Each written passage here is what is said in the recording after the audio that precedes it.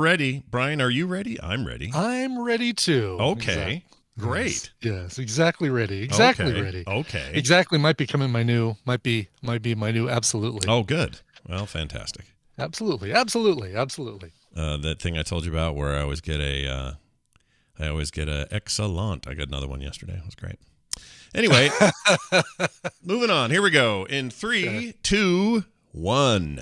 The seas are clear, McSwain. We should have smooth sailing all the way. His testicle sack is now so large, he has to wear a huge hoodie upside down instead of trousers.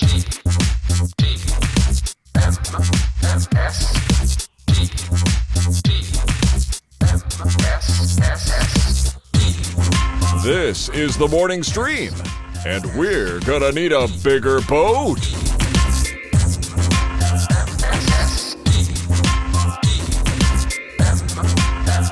Hello, everyone. Welcome back to TMS for Thursday, August 5th, 2021.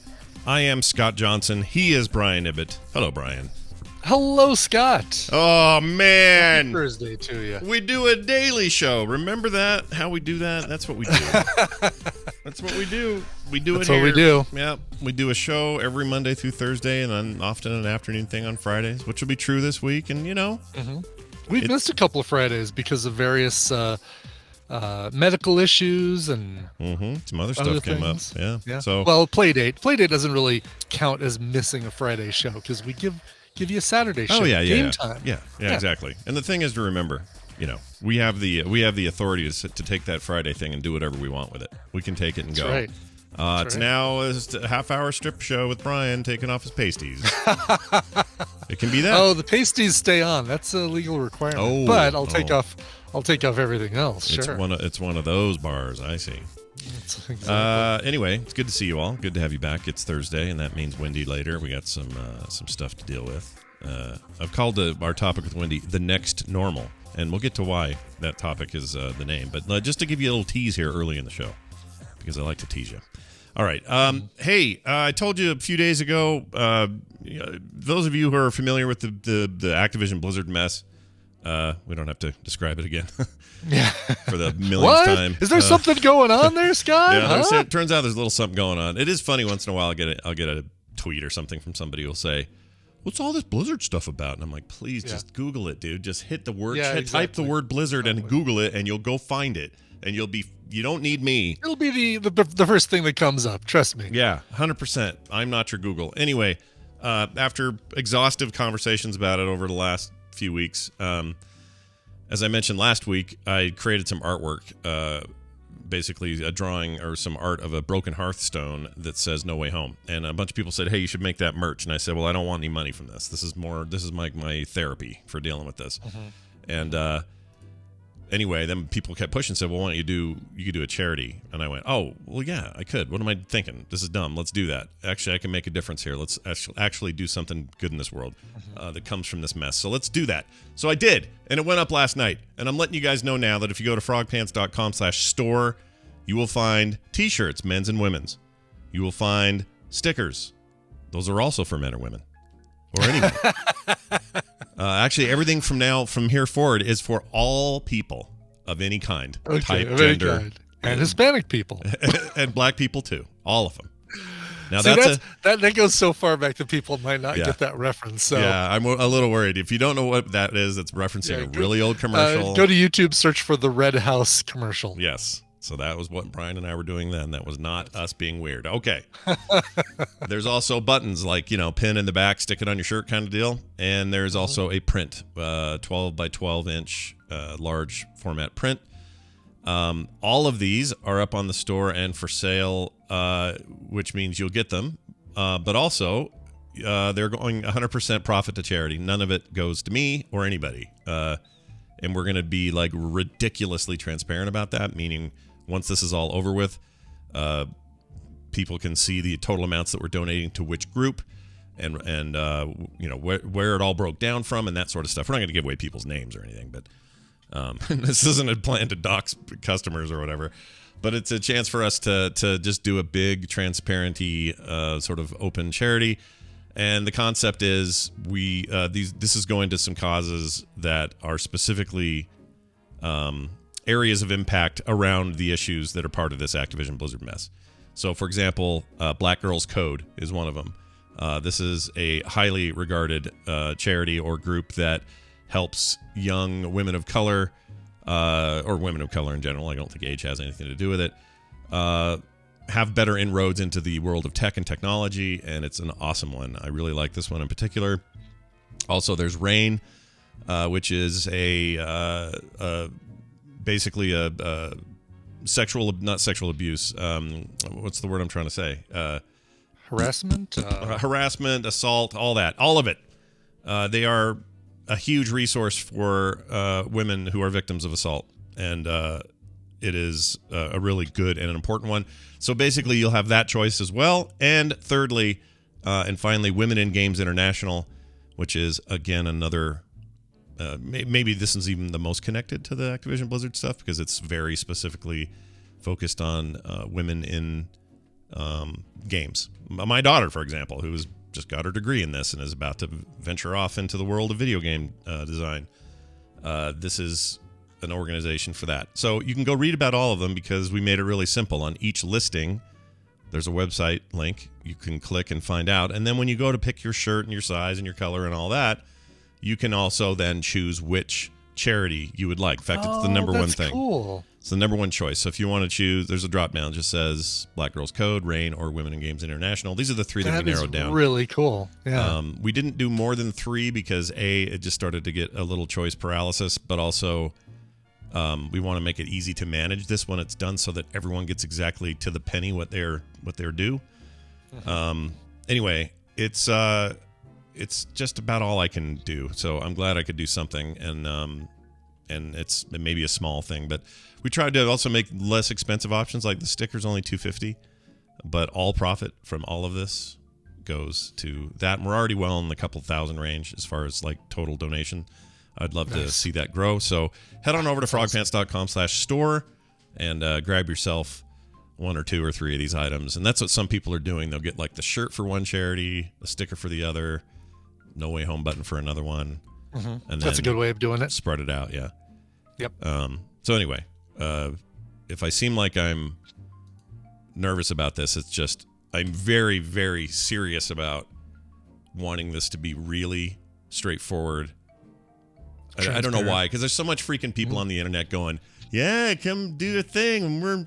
It's great. We're great. I don't want this to be that. This isn't me going, hey, look at my cool artwork. I don't want it to be that. I don't want this to be, hey, Scott's going to make a bunch of money from this. I don't want it. I want this to be meaningful and impactful, and I want it to create just a little corner of change. If it can do just a little tiny bit, that'd be cool. And you guys are awesome, and I know that you're willing to do this with me. So thank you for the help. Those who've already grabbed it, great. Plus, you get a cool thing. And I don't know, I find it cathartic looking at that broken Hearthstone. It means something to me. You know? Maybe it means something to you. Yeah. If you're an old-time fan and player and, you know, not all of you have donated or dedicated 15 years of content creation to this, but you've got a connection to it, and I understand it. So anyway, I think that's all there is to say about that. I may bring it up here and there just to get people who haven't been informed. But again, frogpants.com/store. You'll find all these as the top listings as soon as you go there. So let me know. Very cool. How it goes. Okay. Let's move on. Hey, Brian. Yes, Scott. You like IKEA, right? You like it. I'm familiar with. I mean, I like it. This red thing next to me is an IKEA product, as is the tabletop that I'm using with my standing desk. Have you ever done the standing part isn't part of. Have you ever done any of the hacking stuff that everyone talks about? Where you that's kind of what this is. This tabletop is I hacked it with a sit-stand desk from another company. Did a little bit of lumber work, a little bit of hardware, a little bit of woodworking. Not woodworking, but look at a little bit to make it work. But yeah, I've done a little bit of IKEA hacks. All right. Well, IKEA has decided that since they love you so much, they're going to release, or they've already done it. They released a meatball scented candle. Oh, good. Yeah. I want to thank Dustin Anderson for sending me this because we had a fan send this in, and I just thought it was too good not to talk about at the top of the show. So here's the deal. The furniture chain released a candle scented like its iconic Swedish meatballs. Have you ever had those? You ever gone up there upstairs? I've totally had their Swedish meatballs. They're great. Yeah, you like them?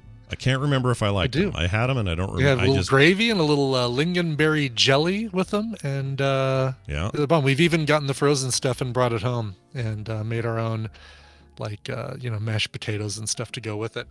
Sorry. So I'm noticing in the chat some are saying the women's sizes of the shirts are bad. Is that true?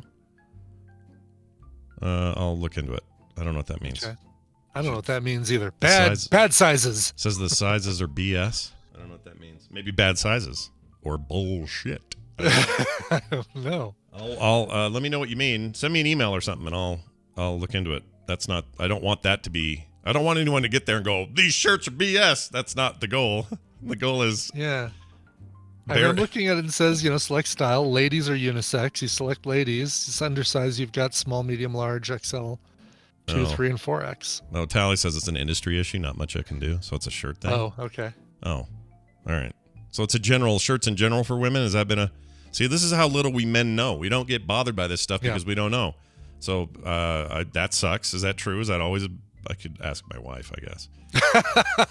No, we're learning so much this episode. There's a lot TMS. to learn. There's a lot to learn, Brian. We got to just keep learning. Anyway, so I don't have no memory of these meatballs because I don't. Really, I'm surprised you've never tried them. I did try them, but so I just iconic. I remember I have tried them, but I have no memory of how they tasted. I don't remember if they were Whether you liked good them or not. Were they bad? Were they? They're fine. There's certainly nothing that I would go to IKEA specifically to get, but if I'm already going there to buy a Billy bookcase or a lac shelf, then and it's lunchtime, I might pop in there and get a thing of meatballs. Sure, why not? Because you're there already, so yeah, why not? But I'm never going to say, what could I go for lunch today? I know I'll go to IKEA and get some meatballs. Never. It's always the gum in the point of purchase display at the end of the supermarket. It's not the purpose of the supermarket. So it's never I'm there getting meatballs. Oh, while I'm here, I'll get a shelf. Yeah, might as well it's the other way around. Yeah, exactly. Okay. Oh, I could sure use a lamp that takes 11 pieces and an Allen wrench to put together. Now, these Billy bookcases, are they called that? They're called Billy bookcases. Yeah, the Billy bookcase. Because have you heard the Jonathan Colton song IKEA? Billy the bookcase says hello. Oh, okay. I wondered what that was. All right, so is it spelled just like I think it's spelled? Yeah, or is Billy. Yeah, okay. Well, that's unusual for them because most of their stuff is like Nickenstocked or some weird name. I think it's probably either a word or a name in Swedish as well as how we translate it. I'm guessing it's not short for William in Sweden. Probably but not. Hey, I could be wrong. Who knows? It could be Bill. Who knows? Well, right, it could be. Yes. So when I'm in there, this is why I'm kind of sounding oblivious to this. This is what my experience is in an IKEA. Yeah. I walk in and I marvel at the fake flat screen televisions that are in the fake rooms. Right, the big plastic, hollow. Yeah, I know. And I want one. Those computers. Yep. I want, and the computers is often like the case and a monitor and all this. Right. Or a fake iMac or something. I want the fake TVs so bad, and they don't sell them there, but they're everywhere. And there have been times where I've been tempted to walk up to one of the employees and just go, "Is there a way I can just buy this 42-inch fake TV?" Like, can I? So what are you going to do with it? Because this is the question Tina asks me all the time when I do stuff like this. I love these things. Great. What are you going to do with it? Are you going to hang it on the wall and marvel at the fact that you can't watch TV on it? I don't know why it intrigues me. It's like fake false things. I would love to have a really real. Maybe this is just a replica, and I'm just describing it wrong. But like a fake payphone. That's like in the stand with a little shroud on it and everything like you'd have in a normal U.S. city. Not like Europe where it's like a whole enclosed thing you go into, but like a payphone we used to put 10 cents in back in the day. I want one of those, not a real one, but a mock one, just in the corner over there. Why do I want that? I don't know. I don't know why I want that. Isn't that weird though? It's weird. I also like big things and little things. I I like giant pencils. Yeah, miniatures, and I'm looking to see. I don't know why I don't have. I thought I had it in one of those IKEA drawers behind me. Really is a set of IKEA drawers. I have a Palm Trio. Yeah. That is fake. It's like a display unit, so it's got an actual printed display on it, and then you open it up and it's got like a chunk of lead or heavy metal in there to give it the weight and feel of an actual smartphone, but there are no guts inside. I love that. What they did with it. See, that's awesome. I want a controller like that. Give me a whole console like that. Better yet, give me smaller or larger versions of that. Like, I have a Wii controller that's not a real controller. It was a mint case that I got at Target. Oh, yeah, right. They're like this big, but they look like little mini controllers. I kept all those. Sure. Because they're so dumb. It's just so dumb. And BioCow's right. I really should get more into 3D printing because then I could make all this stuff for myself. But you know, I don't know. There's something about like a giant telephone or a miniature pencil or a... Yeah. I don't know why I feel that way about this stuff, but I a fake 60-inch TV is $109. Jedi, give me a link, man. Oh, there's an eBay. Let's see what we got here. That's I looked at that eBay. It's like a payphone, but it's like a real payphone. There's also a topless woman down in the related sponsored items. Do you see this? Oh. Why is that there? Yes, there is. Telephone advertising. I don't know why that is. I'm not going to scroll that low, chat, so you don't see her, but there's a naked lady holding the phone. That's really bizarre. I don't know why that is. So this is exactly what I want. How much is this? $309? Too much. I would love one of these. Why do I want this? What is the deal? I don't know why I want it. I don't even want the guts. Like, it has guts. If you look at the pictures, they have it all torn up inside, or they're just showing the insides. I don't want any of that. I just want the shell. Right. Just want the empty shell of the... I'm just fascinated by what are they selling with this booby telephone advertising thing. Oh yeah. I don't know what they're doing there. Let me scroll down. Because it's not even the actual photograph, or is it? Is this an actual different countries and they're less freaking out about nudity? Was this an actual telephone advertisement? These photos. I'm on some list now because I clicked this to see what the deal was with it, but apparently, yeah. I don't know what this is. Oh, okay. The description. This is weird. Under condition, it says these photos emanate from a working newspaper archive, thus concede routine physical imperfections. Yeah, this sounds like... Let's just copy and paste that into Google Translate. Is she making a sandwich? I think that's bread. Is it that thing that she's holding? Yeah, and then down there in her hand is like a... I hope it's mustard or something. I hope. But it might be something She's happy about it. Whatever she's doing, it's certainly not selling a phone. And she's really happy about it. She's stoked. All right. Well, eBay, you've done it again. Right. You've freaked me out completely. Well done. Good job. Yeah. All right. Anyways. That's mustard. I don't know what it is. Yeah. But anyway, all right, so back to this. Yes. This is the whole point. For many people, one of the few things that come to mind when they think of IKEA is their delicious and affordable meatballs. Why is that funny? Affordable. I don't know why that's funny. They're affordable meatballs, as opposed to those really expensive meatballs that you get at other furniture stores. Yep. This is from Sho Matsuki, creative director at Ogilvy. Am I saying that right? Oh, Ogilvy Advertising, okay. Yeah, they spearheaded the creative project with IKEA. This is what they told the New York Post. There's no other furniture brand out there with a food offering that has such a strong following. I think you could have stopped. There is no disputing that line. Yeah. No other furniture brand out there with a food offering that has such a strong following. Yeah, I don't know of any. They're totally correct about that. Yes. So for the IKEA family 10-year anniversary. Wait, IKEA's only been around for 10 years? No. IKEA family's been around for 10 years. That's the grocery store add-on, I think. Oh, okay. Oh, that's an actual part of the brand. I thought that meant. Yeah. Okay. Yeah, that like threw IKEA me. family is like the. What is it? Is it just the member, like the frequent shopper card thing? Oh, it could be. Yeah, because IKEA's been around forever, but. Yeah, I was going to say it's been for a lot longer than 10 years, but I think IKEA family is either the membership. I want to say we got program. our first one in what, like 08 or 09 or something? You came to it in 2011, at least 10 years ago. I did. Yeah. It was right before we did a film sec about Tremors, and I even made a video with Fletcher demonstrating the weird little Tremors worms. Yep, never forget. Let's see. We thought it would be fitting to create something unexpected that our IKEA family members, and Meatball superfans would love. Meatball superfans. Someone, that's a title. Get that in there. Meatball superfans. Says, and yes, it does very much smell like IKEA meatballs. So I'm not saying I want one of these candles. I am saying if somebody sent us these candles, we would smell them. That's what I'm saying. Sure. Okay. Exactly. Doesn't mean that we want them. We're not going to go out and actively seek these candles. Right. And I don't know what they cost. Well, maybe the Post article says. Let's see. Yeah. If I want to smell meatballs in the house, usually just Kim cooks and I can smell them. But let's see. Oh, it's called Hoovidrol. Hoovidrol is the name of it. Hoovidrol. Yeah.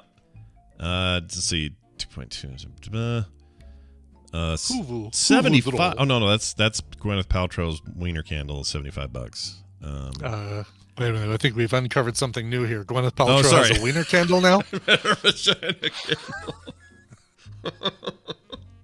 Breaking news. Breaking news. What? Let's see. It doesn't say how much. I want to know how much. All right. Well, anyway. Yeah. Look for it coming to a nose near you. All right. That's funny. Well, I could have sworn, didn't Domino's Pizza do something like this? Like have a Domino's Pizza candle or KFC? I know maybe? KFC had one. Yeah, KFC had one. Was it Domino's? Who else had one? There was other. This is the thing. Was, food scented candles. Because in my head there's like a pizza one, but I don't know whose it is. Mm-hmm. Okay, here we go. Oh, McDonald's made quarter pounder candles. Ooh, this one sounds nice. Grandma's Kitchen. It's nice. Let's see. Thyme, olive leaf. These are all normal. I don't want these. This has to be a joke. Was this on April Fool's Day? What was it? No, February 24th. I'm going to give you a link. Put it in there. Stick it in. And put it in the chat room. Yeah. Or I mean, in our Discord. Yeah. I'll give it to the chat room as well. McDonald's had a set of scented candles last year that was like all the different parts of a quarter pounder. So the beef was a separate candle, and the pickles were a separate candle, and the ketchup was a separate candle. Whoa, look at that. Really? Yeah. I want these. I kind of do too. Do you have to just light them all at the same time and it smells like a quarter pounder? Yeah, it's awesome. You get a full quarter. I mean, I don't know about the beef flavored one, but I guess again with all the other stuff, it might be okay. This candle smells like beef.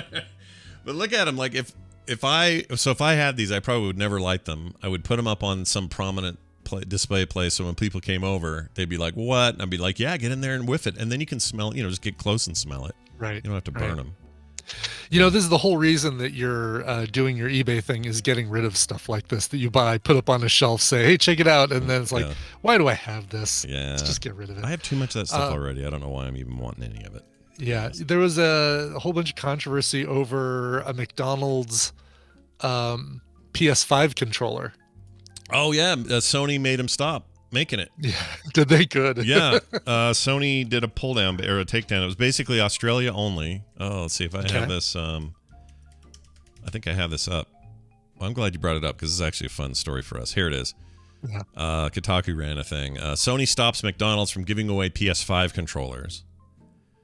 It says, as of last week, McDonald's Australia had been planning on giving away a bunch of custom PS5 controllers, each plastered with burgers and fries motif in celebration of the company's 50th birthday in Australia. Not here, but there. Right. Weirdly, the international dining behemoth forgot to ask Sony about this first. So they didn't approve it. They probably just thought, well, hey, we'll buy the controllers and then we'll just put skin stuff them on ourselves. Yeah, we'll just skin them ourselves, and why would Sony care? I could see that. You'd think that would be the first thing the company was actual legal team was. Anyway, let's see. McDonald's got straight to it. Announced plans to give away the smells controllers. like a quarter pounder and fries, but it doesn't look like a quarter pounder and fries. Gross. It's very gross. It says Sony has said you can't do it. Let's see. Sony PlayStation is not authorized to use the controllers from promotional materials related to the proposed stream event that they were going to do for these. And they had to apologize for doing it. But yeah, they actually kind of look cool. Like, I don't know. I'd want one. Look at that. I like the idea behind it. I don't think they look that good. I mean, they look bad, but...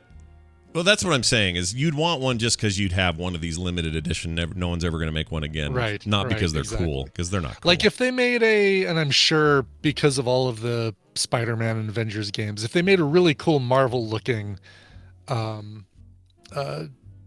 dual stick or what do they call it? DualShock?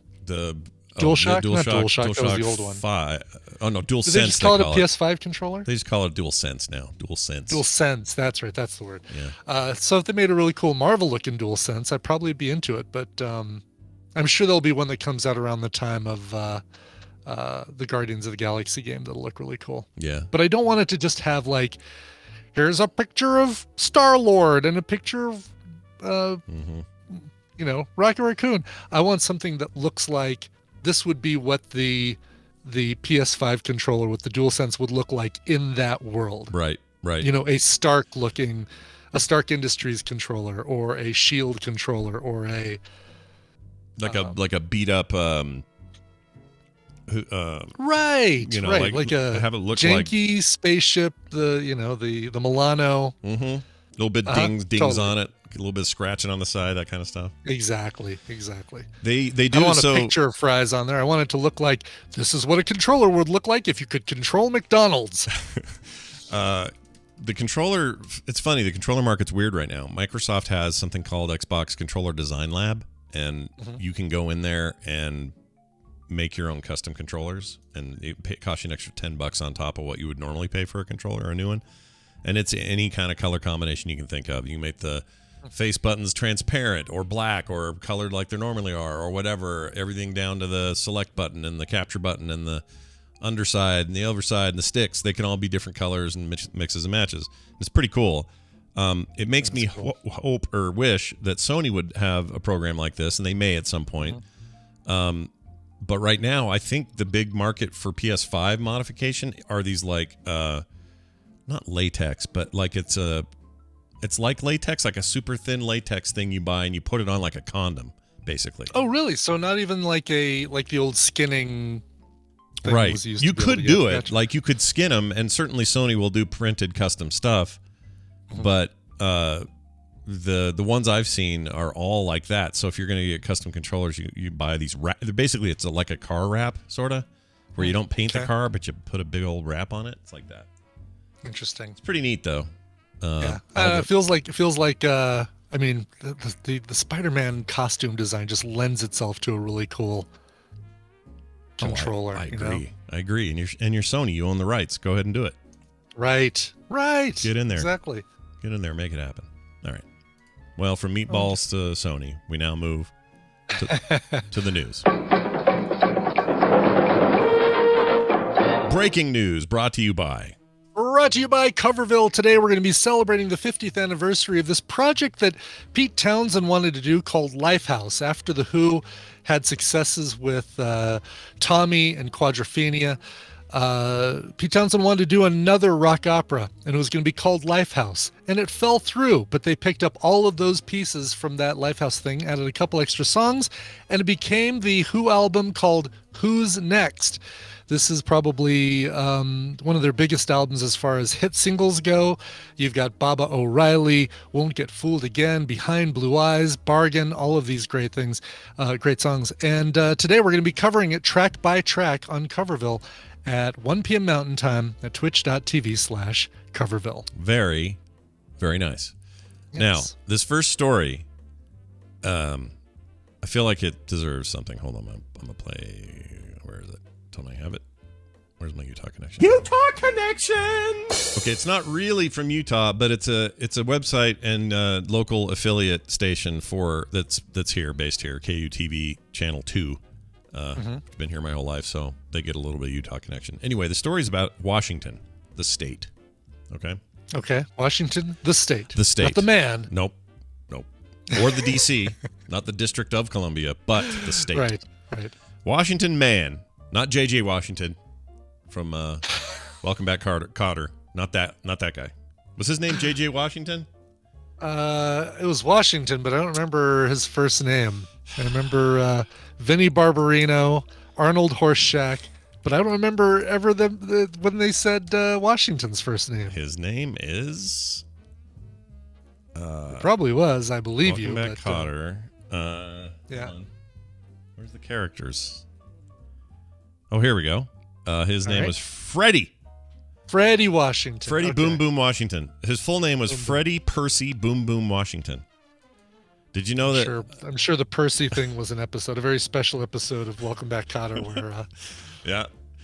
Vincent Vinnie Barbarino, Arnold Ding Feeder Horseshack. Really? And then Juan Luis Pedro Filippo de Huevos Epstein.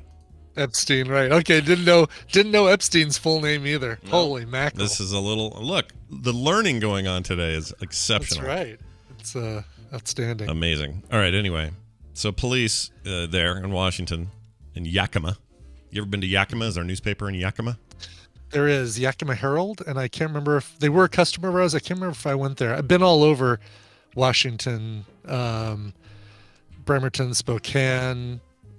Seattle, of course, we had the Post-Intelligencer there. Mm-hmm. Seattle Times, Post-Intelligencer was a JOA. Yeah. Where else did we go in Washington? I always hated that name, Post-Intelligencer. Post-Intelligencer. Yeah, it's an awkward name, like Intelligencer. Like the Canton Repository or yeah. I just don't know what an Intelligencer is. Is an Intelligencer? The New Orleans Picayune. Yeah, I don't like that one either. Intelligencer. We're going to learn more right now. Okay. All right. What an Intelligencer is? Yeah. Intelligencer. It's just all newspapers. Oh, yeah. Everett. Yeah. Been to Everett. Well, Tina's brother lived in Everett for a while. So went to Everett and Crystal. No. Was it Crystal? Everett Falls? Why does the name Everett sound familiar? Everett, Washington. Damn it, Everett. What is... Yeah. Anyway. Yeah, I don't know what Intelligencer means. Can't find it. No. Probably the only use of that word is in the newspaper name. Yeah. And I don't even think they might not even be. It might just be the Seattle Times now. Oh, they just rolled it all up and call it good. Might be, yeah. No, yeah. As opposed to having, because it was a morning and an evening newspaper, two separate newspapers operating under the same JOA, Joint Operating Agreement. Even our two competing ones, Deseret News and Salt Lake Tribune, are printed in the exact same building. They are. Yeah, yep. Which is weird. And probably share different. They have different editorial staff, but have the same advertising staff. Yep. And they have. So last time I was in there, oh my gosh, it may have been college, because we were looking at all the old typesetting stuff for our typography class. Mm-hmm. And we went on a tour there, and they showed us all these old typesets and like all the letters and kerning. Yeah, Gutenberg. Oh man, it was so cool. Like I don't ever want to do that shit now, but I love that it existed. Like having to put the little metal letters in order, and oh my god. Yeah, actual leading to space after words. Right. And learning that that's where the term leading came from. It's amazing. Mm-hmm. It's amazing stuff. Mm-hmm. I highly listen. It sounds boring as snot, and I know it sounds that way, but I'm telling you, to you young people, if you have a typography course in college, take it. Even if you don't care about that world, it's a fascinating history. In fact, I was surprised. Did you ever have to work with Letraset? Maybe. Why is that? Where you get the big sheets of big plastic sheets that had a bunch of different letters in a font, and then you'd put it on your paper with a little burnishing tool where you wanted your letters to go, and you go and you push you basically put the plastic over there, and then you. Yeah, we did that for our school newspaper for a couple of years because that's all we had. Oh God, Letraset. Yeah, remember that? Damn. I actually probably in my college portfolio probably still have some sheets of Letraset. Yeah, it's a lost art, man. It is a lost art. It's also a huge pain in the ass. And what do they call that stuff? The potato gun. It would cause shading. You use it for shading. Zipatone. Zipatone, yeah, Zipatone. I used to buy. I bought so much of that stuff, dude. Oh my gosh. Because all back in the day when I would do comics, and they were terrible, trust me, but when I was doing early stuff in the early 90s or late 80s, That was the standard. So you would go to like Rules Art and Frame, and you would buy a stack of Zipatone, and you try to get different densities and all that. Yep. So and then you X-Acto knife it out. Different shading. Oh my gosh, it was so weird. What a weird time. It's good to remember these things now and again, because you just freaking forget. Remember where you came from. Yeah, remember where you came from. Remember where you've been. Anyway, what happened? What's happening in Yakima? So in Yakima, a man shot a fridge after his soda can exploded. Okay. Like you do. So the soda can shot first. Yeah, the soda can's soda can shot first. Police say Yakima, Washington man is under arrest after he shot his refrigerator, believing somebody was shooting at him after a soda can exploded. This is too funny. Last night, I'm in the garage, okay? Yep. And I grabbed 2 cans of Pepsi Mango Zero and 1 can of Dr. Pepper, of Mountain Dew, the blue one, Zero. Rage, not Rage, whatever it is at Taco Bell. Baja Blast. Baja Blast. Mm-hmm. So I had these 3 cans, 2 in this hand, 1 in this hand. I go reaching up to the garage door, or the garage to go back into the kitchen. I grab the handle and I turn, and didn't know that when you turn it, part of the handle is like I got a little sticky out part, and it pierced the can. Puncture the can. But I didn't know it right away, and I opened the door, and there's a giant Weimaraner, Ellen Ripley standing there, and the can goes just like in her face, just on blast. And I was like, what the oh geez, and I realized what's happening, and I whip it around, and I'm spraying the garage. I don't know where to put it. Got on my wife's car. With blue, with Baja Blast teal. Yeah, it was a bad scene. It's a bad scene. Anyway, officers responded to the scene after reports he had opened fire at the refrigerator. When they got there, they found the man outside in the alleyway yelling incoherently with a gun lying in the middle of the road. The guy may have been just waiting for a pop-off here. It seems like a little much, right? Like yelling and guns in the road. I think he was waiting for a pop-off. That was a very good unintentional pun. I didn't mean it even. Wow. That happens a lot around here. He was taken into custody. The witnesses told him what happened. The man had been placing soda cans in the fridge when it exploded. Oh, so he was like filling the thing. Yeah. He heard one pop. He immediately thought pulled the pistol out of his waistband because he had a carry permit, and fired a round into the bottom of the fridge. Well, who's going to be shooting you from the fridge? I question this person's sanity. Something's wrong. This guy was no pun intended. He was a trigger just waiting to be pulled. Like he is 99% convinced that the world is out to get him, to take him out. And so when he heard that thing, that was the 1% he needed. The final straw is like, finally, I can shoot back. Yep, that sounds right. He later told the police, by the way, in the interview that the people who lived in the basement wanted to kill him. There we go. See? All right. They said he had shot at them, so he fired in self-defense. That was his original story. Investigators also say there's nobody lives in the basement right now. That place is empty. And that, in fact, there is no basement at all. Why did they... So investigators first say, there's nobody living in the basement. Oh, yeah, there's no basement. They could have just said, there's no basement. Yeah, they could have, but I like that they didn't. Instead of, there's nobody living in the basement. Oh, by the way, there's also no basement. Yeah. This guy's got problems is really the bottom line there. So we wish him well. God. We wish him well. Yeah, hope he gets the help he needs. And I don't know, maybe he has a little red flag on his file to not be able to purchase weaponry right in the future. Yeah, I don't know. Exactly. Yeah. All right, here's this story. Old Town wants to completely dig up its landfill and move the garbage down the road. Sure. Yeah, that's what you do when you're in an old town. It's literally called Old Town, by the way. It's the name of the town. Yeah, this is a Bangor, Maine. So there's apparently a part of Bangor, Maine called Old Town. I wonder if Stephen King will get involved. He lives out there, doesn't he? Right, sure. All his books are set in somewhere near there. Seems like at some point they had to name that town Old Town. Yeah. It's not like it's, a name that used to be called Town and now it's called Old Town. Right. It's not like York and New York. At some point somebody floated the idea, well, let's call this place Old Town. Yeah. Yeah, I don't know why they would do that. That's a really good question. Like when they started, was it Old Town to begin with? Right. Do they call it Newtown? And then just after a certain number of years, they said, well, we can't really call it Newtown anymore. Let's call it Old Town. Yeah. They had to wait for like one lady to be born, live to 90, die, and then they're like, all right, it's Old Town. We've changed it. Yeah. Well, here's the deal. They want to shutter its remaining unlined landfill. But how exactly it plans to close it would be a first for the state if approved. The city filed an application with the Maine Department of Environmental Protection.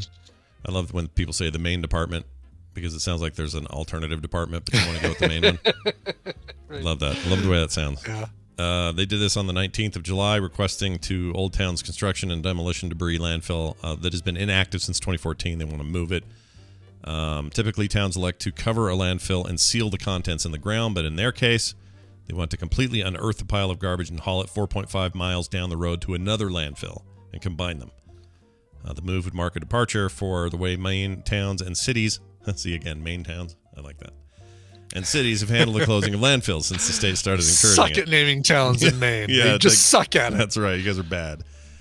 City manager Bill Mayo, that's a name Justin Robert Young would not like because he don't like mayo, said landfills like the Old Town one wants to get rid of are potentially a liability as they are generally unlined. That means that stuff could like leak into the water and all that other stuff.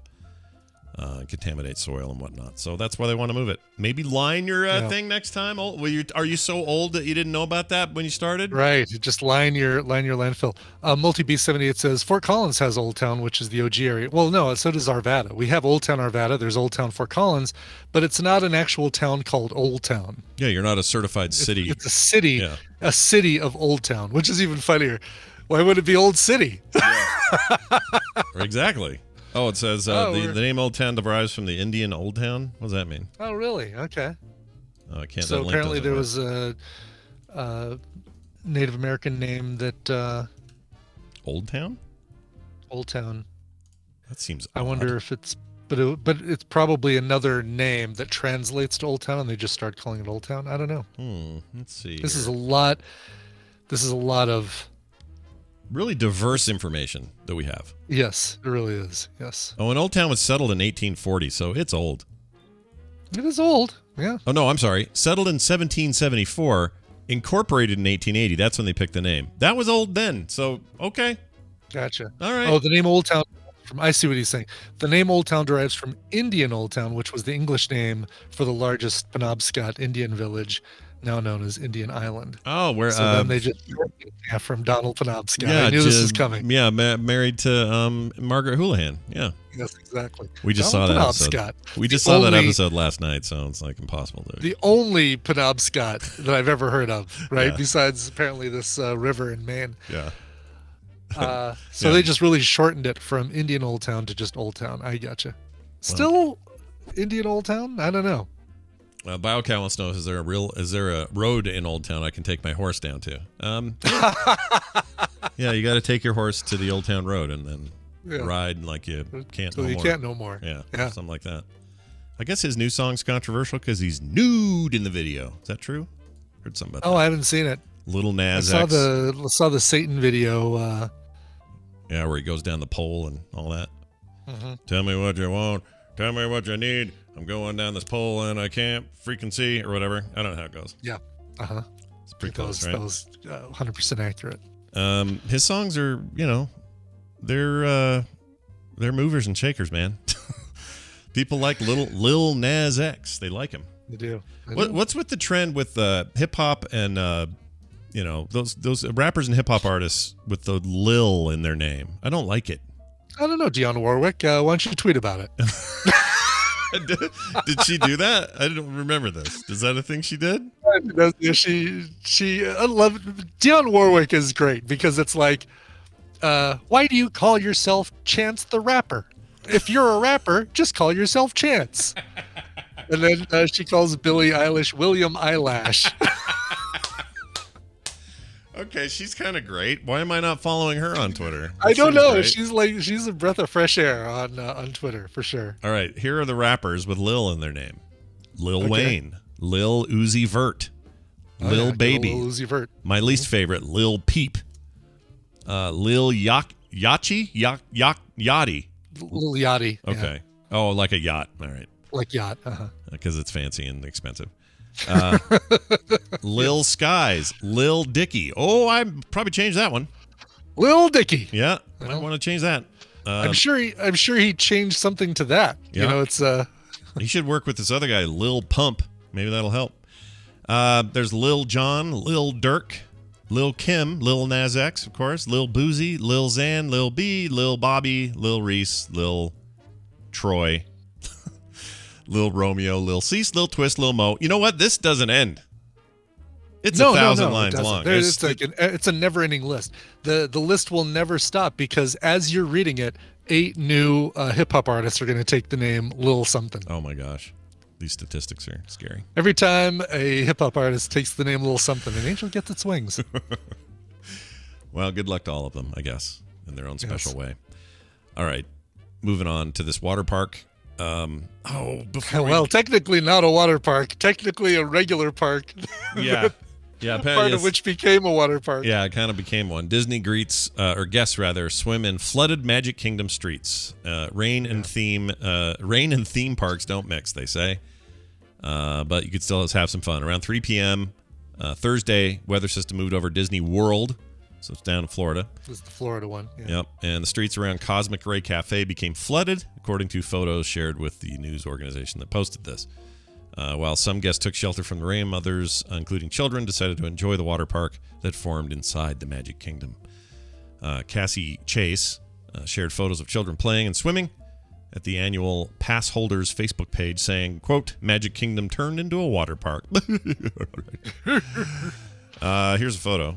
I'll just share this with the chat.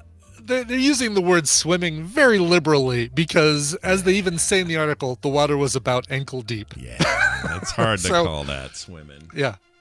But it looks like fun. If I was a kid, I'd have loved that. Kind of does, right? Run and splash in that business. Yeah.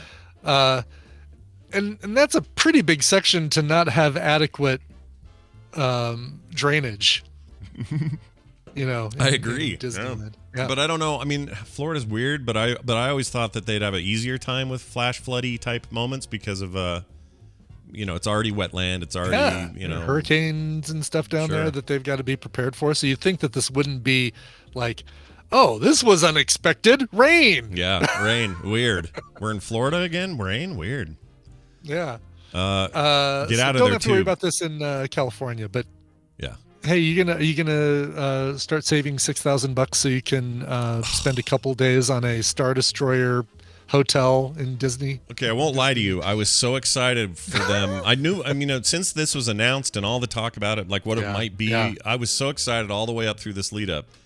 And now they've announced it's for rich people. It's not for anyone else. It is for rich people. It's basically an alternative to the Disney cruise, right? Yeah. It's basically we could spend X amount and go on a boat and get the Disney experience there, or we could do this and get the Star Wars experience in a hotel.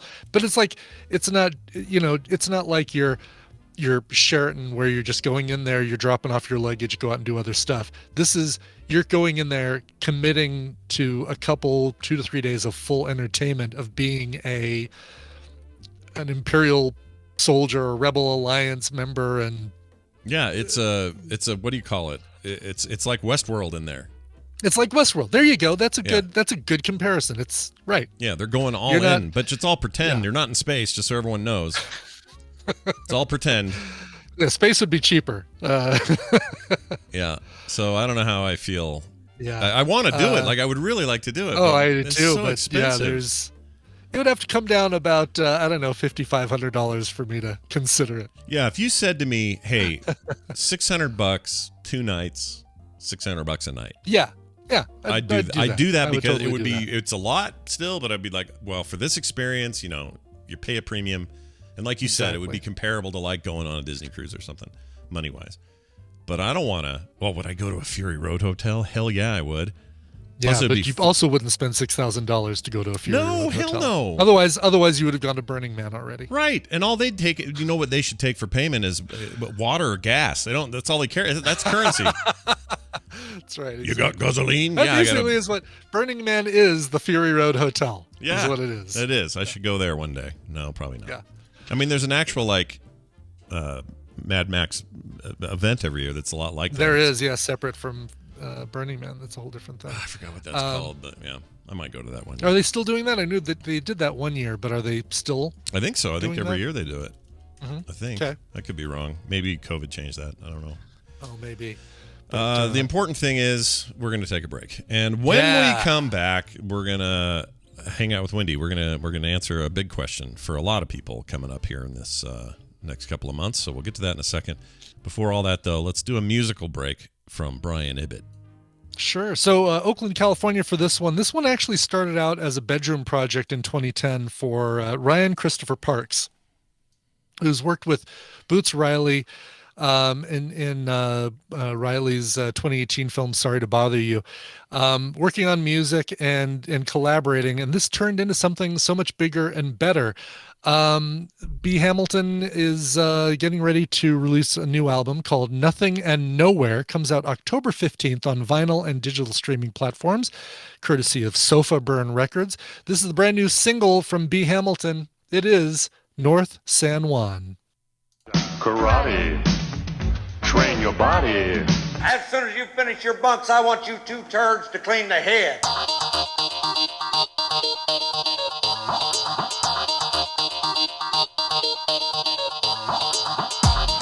When the moon hits your eye like a big pizza pie, this is the morning stream. Well, chat room doesn't think I'd survive at Burning Man. I think I'd do just fine. I just stand around. I think for Scott it would be an entire weekend of what grossed Scott out the most. Oh, totally, I absolutely. Yeah. But I would be like, I'd be in I'd get a camper or something. I don't know what I'd do, but I wouldn't. I'm not going to go to some debauchery-filled freaking orgy on the, get sand in my crotch. I'm not doing that. But I'd observe. I'd be watching the weird stuff burn and the crazy art installations and. Yeah. Why that lady's topless, who knows? Like that kind of stuff. It'd be interesting. And I love the desert. I like the desert. All right, Brian, that song, once again. Sir. That song again is North San Juan by B. Hamilton. And yeah, that definitely has some Black Keys vibes to it. That's B. Hamilton, North San Juan. Very, very nice.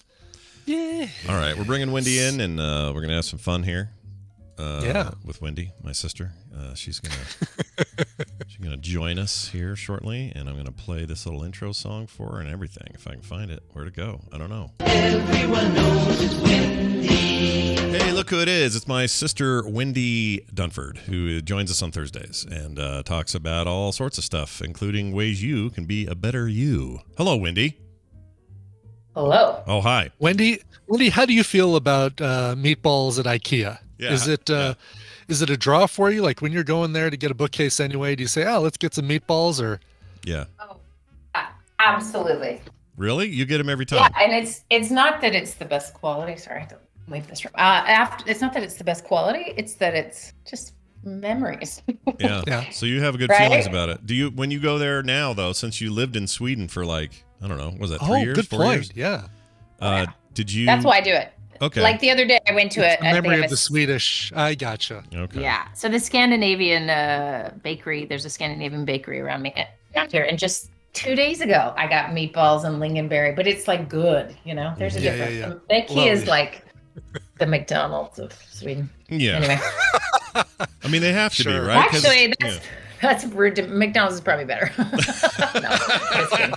All right. No, well, it's fine. It's fine. But it's so it's for that reason. That's not just what I would eat. Right. Well, How about actually, you guys? how do is the there a Swedes? debate Since going on I know here? it's originally a Swedish thing, but how do the Swedes generally feel about IKEA and its prominence in the world now? Like as a brand, like is it sort of looked down upon? Are they like proud of it? Like, I don't know if they even think about it, to be honest. I mean, they shop there. It's like what it is, and that was really obvious when we got there, that IKEA is the cheap knockoff version of where they all would normally shop if you have the money, right? It's expensive design that they've just made a really, really cheap version of. So I would go in stores and be like, this stuff it's like it's like quality versions of things and Right. like 5 times the price. And I'm like, oh, okay, I get why someone started IKEA. Because I remember expensive. Yeah. I remember being surprised reading the Girl with the Dragon Tattoo books. Yeah. That the character Elizabeth Salander actually, when she was on the lam hiding out, she went to got an apartment and then went to IKEA and bought a bunch of furniture. So it takes place in Sweden. Yeah. And she's going to IKEA and getting like all the cheap furniture to fill her apartment. Yeah. Yeah, they definitely. I mean, they're not like not proud of it, or they're just not overly proud of things anyway. But just I think it's a really normal part of life. Yeah. Yeah, that's interesting. It's like saying, "Are we proud of Carl's Jr.?" No. Are we proud? No. Yeah. The answer is I think no. there's things like that we're not proud of, but I think for them it's like. Yeah. There's no Carl's Jr. pride for me at all. No, no Carl's Jr. I've never even eaten there. That's well, I recommend not. Last time I ate there was a long time ago, but there was sand in my salad, like a big chunk of dirt. Boy. So yeah, and it was like magic sand, where you put it in water and you pull it out and it's dry still. It was like a wet clod on the outside, but if you broke it with the fork, which I did, all this sand just kind of poured out. Yeah, it was awful. World. It was awful. Anyway, Carl's Jr. Who's Junior and why do we care? Yeah, paying sponsor of the show. Yeah, that's right. But hey, we'll change our tune. You give us a call. So give us some dirt salad at Carl's Jr. Yeah, get some sweet dirt salad. All right. Hey, Wendy's here. I failed to mention this. A lot of people already know it, and that's why I did. But Wendy is an actual therapist. She helps people with real problems all the time. Normally, we kick things off with an email, but I thought, because I've been thinking a lot about it, and because I like to make it about me, here's the thing.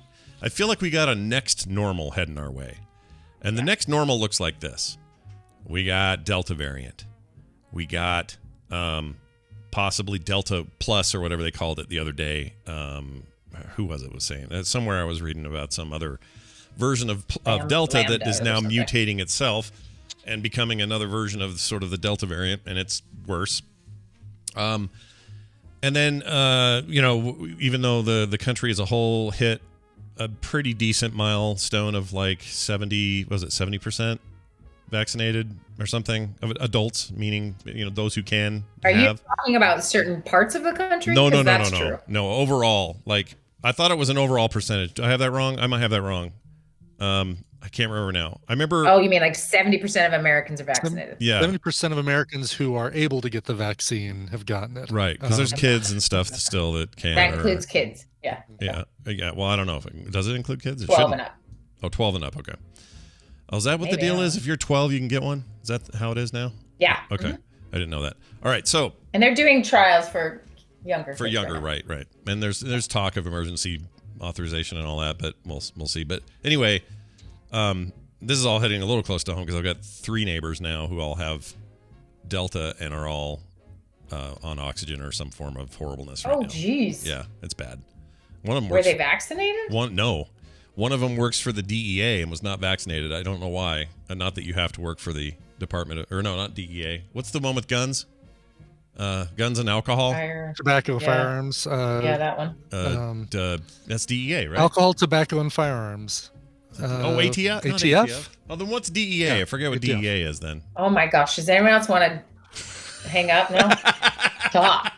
What's the 3-letter name of the agency that deals with alcohol, tobacco, and firearms? Anybody know? There it is. Drug Enforcement Agency. I think that's who he works for. Anyway, he's not vaccinated. The other 2 people in my story are not either. And boy, howdy, are they paying for it now. But anyway, so because of that, because there's a bunch of people that for a billion trillion reasons are not doing it or are doing it or we don't have to get into that. But there's this looming feeling that we're now going to enter into a new period of, well, because of the unvaccinated, back to masks, back to certain mandates, back to restrictions here, and here.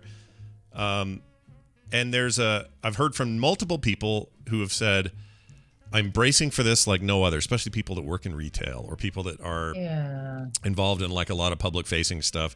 They're feeling this feeling like, oh no, maybe PTSD. I don't know what to call this, but they're feeling like, oh no, I'm about to deal with this. This is all going to happen again. We're going to have this horrible clash of awful people and people just trying to get their jobs done.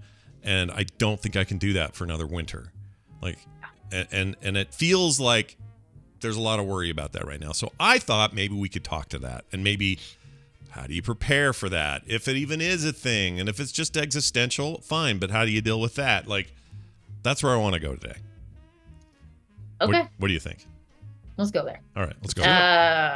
Let's start with England. England, do it. Hence to England. So, I've been talking to a few people there and just kind of hearing the play-by-play of what it's like and their experiences. And so that's been fascinating. And also, Boris Johnson is like a clown person. Yeah, like kind of with the is. hair. Yeah. And you've seen him with the umbrella. I mean, what is happening? Anyway, so funny. He's a clown person. He is a clown person. And they had a particular plan, which is vaccinate, get as many people. And clearly they're not very American, and they did it. So their rate is something like first time, or one shot is up in the upper 80s percentage wise. And then second shot is like 76 or something. So they're really high up there. And then they've made the call that we're going to open up. We're going to do everything. We'll figure out some ways to make sure it's okay for those who can't, and support whatever. They have a plan and they're going for it. And at this point, they're seeing dangerous cases drop. The hospitals are empty. I mean, they had a surge, and it was before us because they had Delta before us. Right. But they made the call that, hey, if everyone's vaccinated, we can open up. And they're not backing down. That's what they're doing. And people are doing the things that they're doing, and they're not getting as sick when they get it. And so it is really spreading the way the Delta variant spreads. But when it spreads among the vaccinated, that it doesn't do the same kind of damage. Now, obviously, there's the breakthrough cases, but they're so low. And they're also often people who are, the vaccine doesn't work as well for, because they're immunocompromised anyway, right? Because that's how these vaccines work. They make sure our immune system work against the virus when it sees it, right? And if you already struggle to do that with any virus, it's going to be a problem. Anyway, so that's been kind of the philosophy there, which is interesting because they're a couple months ahead of us, and we'll see what happens there. So that's one take. The Swedes have another take. I mean, every country has done their own different thing, but what you'll find is nowhere on earth are we as vaccine hating as we are here. Yeah. So that's the challenge, right? Is that there is enough evidence to show that. I'm gonna get away from the lawnmower outside for the love. Sorry, maybe you can't hear that. No, and you know what? It was sounding better already, though, like less echoey. Oh yeah, you're whatever room you've moved into is far better. Yeah, you're way less terrible. echo now. Anyway, sorry about that. Anyway, so this idea that like you can kind of watch these other places and see what they're doing and see how what's happening. And of course, I get a little jealous because I just think, can I just be in New Zealand? Can I just experience a different situation? And sure. Okay, so that said, if you're an American, you're in where you're at. If you're living in, I don't know, Alabama maybe, or Tennessee, or wherever the vaccination rates are very low and the hospitals are filling up. We'll say Florida, since they're the worst right now. They've got the worst Florida numbers. really is it's tough. So what do you do? Now, everyone's at a different stage and place. Like, so for example, been wearing masks a ton. I was fully vaccinated, still wearing masks. And then we flew out to Utah. I had to wear a mask on the plane. Normal. We get to Utah, pretty much stopped wearing a mask because we were just with people vaccinated and outdoors a lot. And just like got out of the habit after it was a week and a half or two. Then I had to get back on a plane with a mask on. And I was like, I cannot breathe. This is so hot and annoying. Like, it's like my calluses wore off or something. And it really shifted. I was just like, oh my gosh, I don't want to do this, Yeah. And then, kind of, we haven't had any masking here necessarily. There's always the request to wear a mask if you are not vaccinated, but of course we are. So living life. And then we start to hear about all the things that like everyone is hearing about, and the schools are making decisions. And the reality is it's potentially coming all back, and we'll have to get used to it again. So here's where I have something to say that might actually be helpful, because I just sound like anybody else trying to figure this out, right? Mm-hmm. It's the psychology of this for each of us individually is interesting, and which I wish people could, I don't know, there would be a booth you could enter and someone could help you analyze your own reasons for stuff or something so you could be more aware. But and I'm going to actually do this with each of you.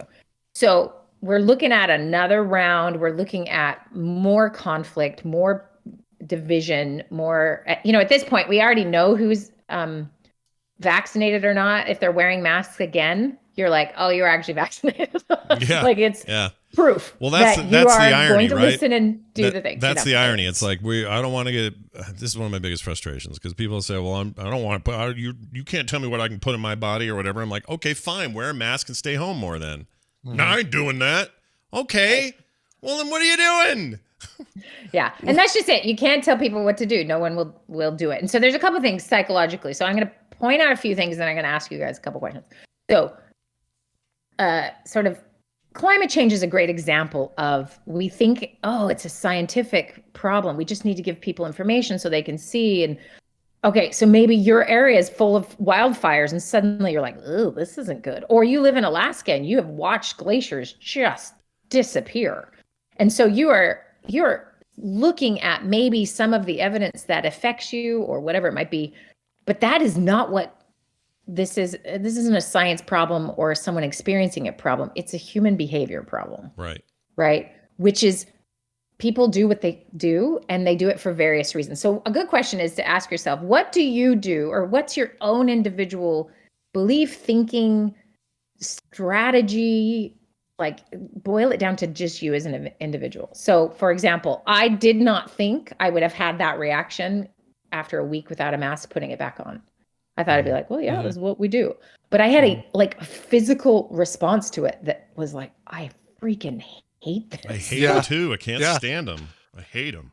And that was the first time. I think before I just stayed home. And then eventually as I got out and more, it was like the benefit of getting out after staying home was worth having that thing on my face. Mm-hmm. And then to suddenly taste that freedom and then go back is really daunting. So yeah.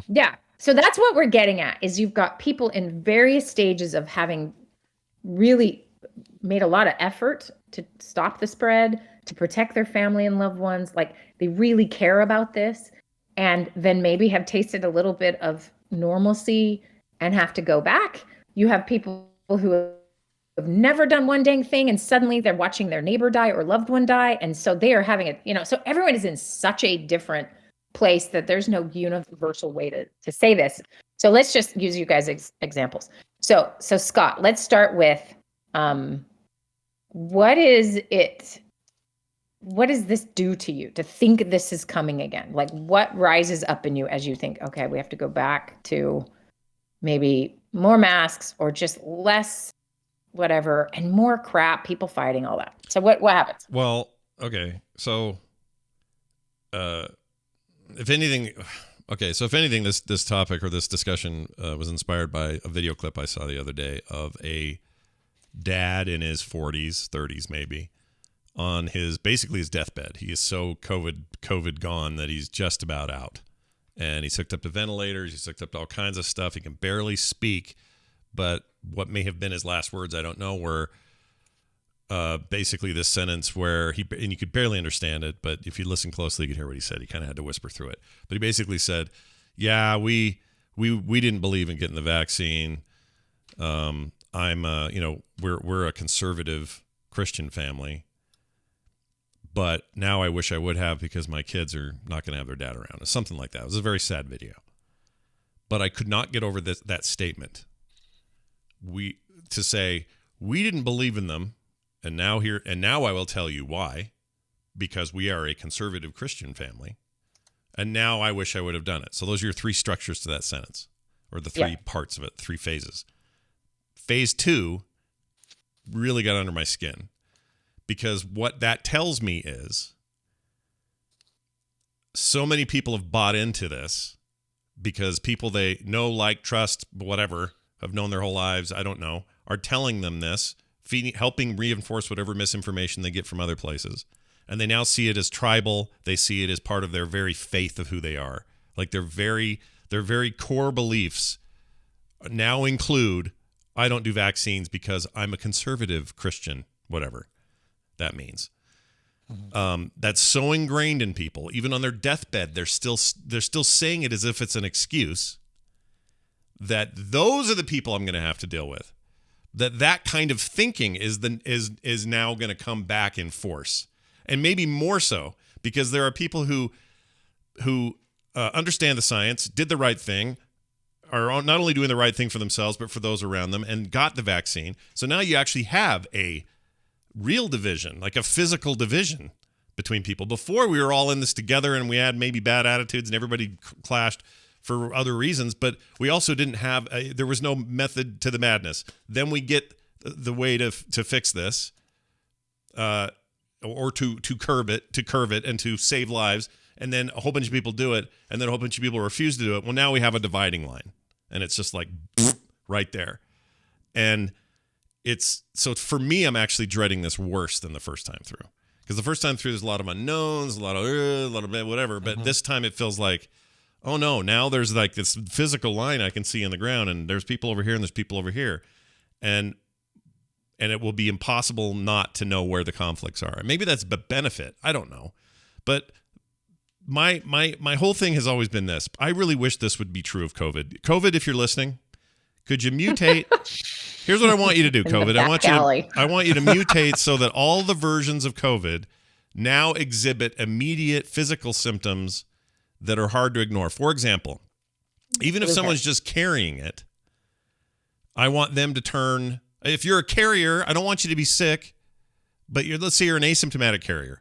I don't want you to feel terrible, but I'd like you to turn bright purple, and there's nothing you can do about it. You just be bright purple, and in public, everyone can go, oh, that guy, he's carrying.